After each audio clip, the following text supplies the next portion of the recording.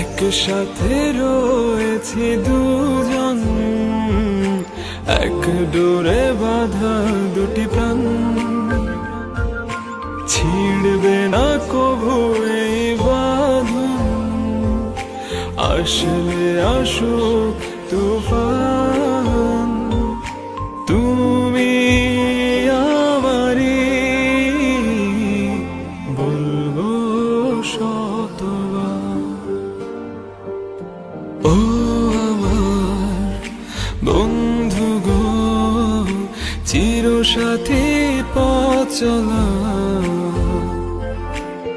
তোমার জন্য গড়েছি আমি